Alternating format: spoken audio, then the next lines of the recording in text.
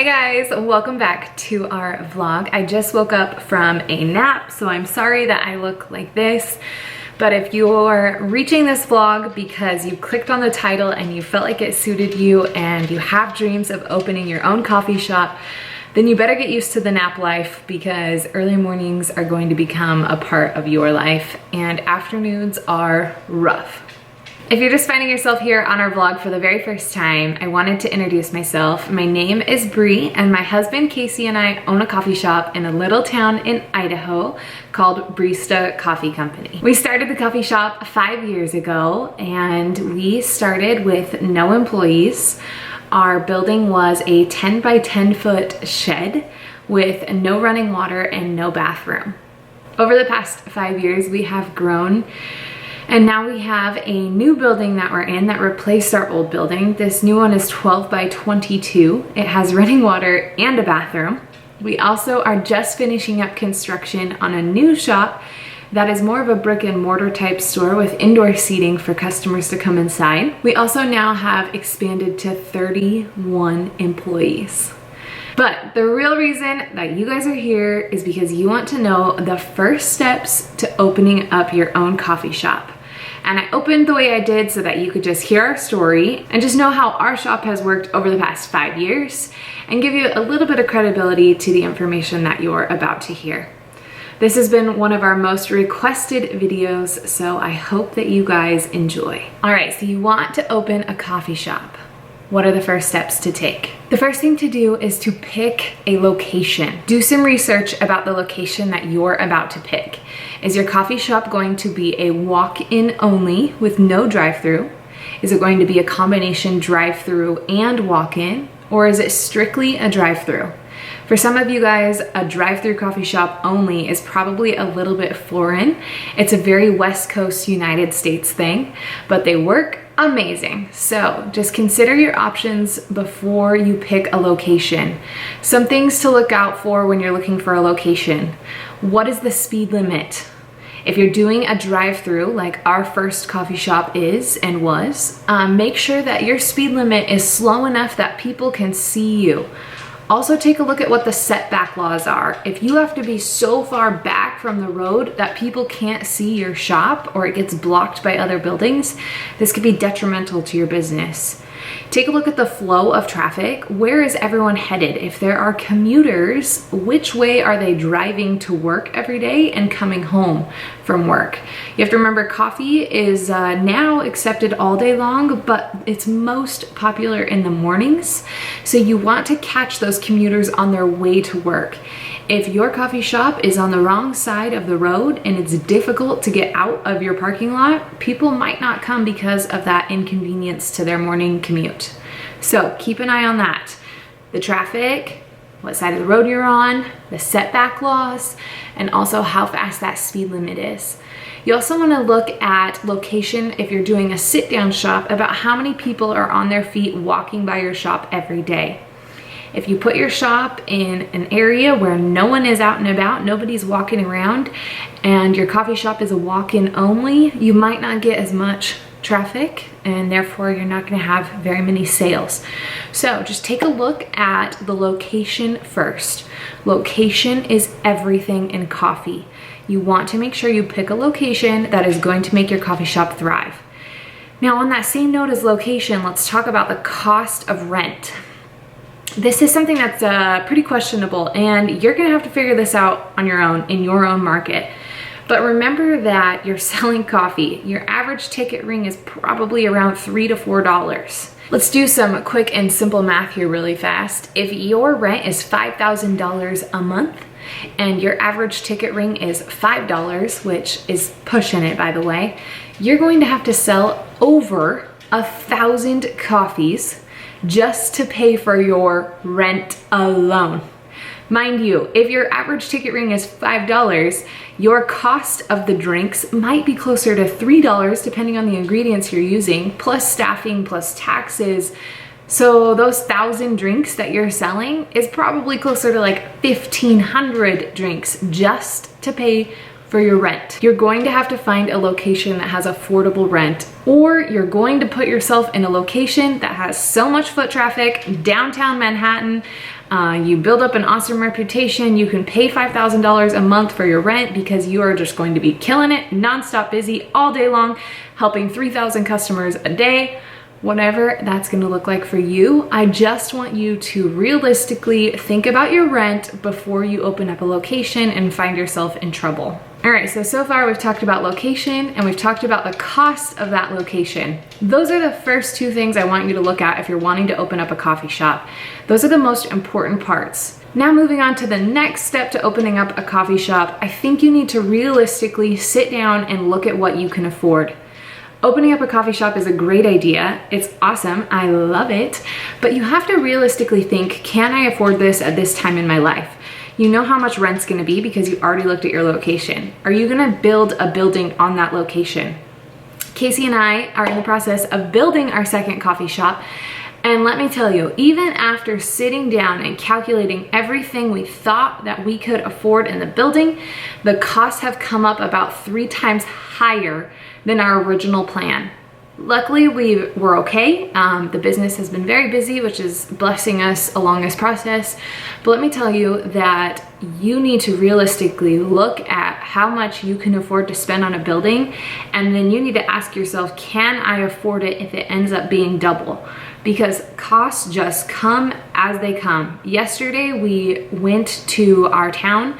We live in a small town, so we went to the city, which is about 45 minutes away, and we were picking up little things like a mop bucket, steam pitchers for making coffee. We were picking up all the little random stuff, and our bill was a little over $1,000, and that's the little stuff.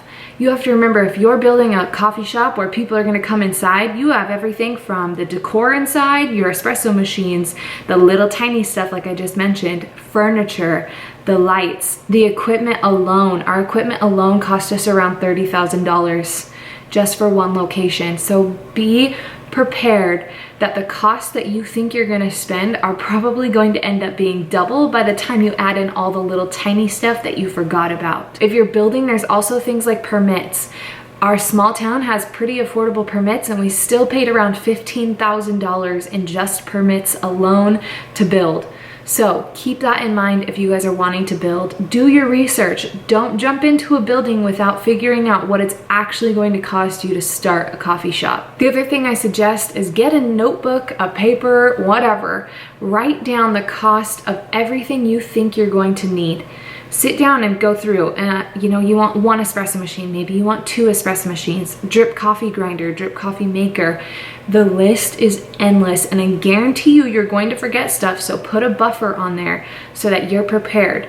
Once you have that number figured out, you can use that to figure out if you need financing, if you have enough cash, if you need to go get a loan, whatever that looks like for you in your life. You want to make sure that you have all those costs figured out before you jump into this thing. We posted a vlog about starting a business plan, and I highly suggest you go into our channel, go back and find that post and watch it. The information on there is so keen in starting a business, any type of business, whether it's a coffee shop, clothing store, whatever it is. You're going to want a business plan. It's going to protect you so much. So jump back, find our vlog about starting a business plan, and make sure you watch that, because that is a huge step in opening up a coffee shop. The last thing that I want to talk to you guys about today, if you're wanting to start a coffee shop and what those first few steps are looking like, is hiring employees. Hiring employees is such a blessing. When we first opened our coffee shop, we couldn't afford employees, so I worked at the coffee shop by myself. We were open from 5 a.m. until 7 p.m., Sunday through Sunday through Sunday. The only day that we closed was Christmas Day. And because we couldn't afford employees, that meant that I worked every single day from basically 4:30 in the morning until 7:30, 8 o'clock at night. Those days were about 14 hours, and it was every single day. And that continued on for about 51, 55 days before we hired our first employee. And she was able to give me at first about 10 hours a week off, And then she started to cover more and more shifts for me, so I was able to back down to about 100 hours a week. And from there, we were able to hire more and more employees. But here's what you need to know about hiring employees. Hiring employees is very expensive. While they're training, you're going to be paying multiple people, so your payroll is going to go up inevitably. Here's the other thing that people don't know about hiring employees. Let's say you pay them the minimum wage. In Idaho, that looks like $7.25. You have to match a lot of their taxes. So although you're paying them $7.25, once you pay their taxes, you're actually paying closer to about $10 an hour for that employee. It's hard to budget at first when you're a brand new business for paying those fees because they don't all happen on the paydays. You actually get billed monthly, sometimes quarterly. It just depends on the size of your business, and that depends on your state as well.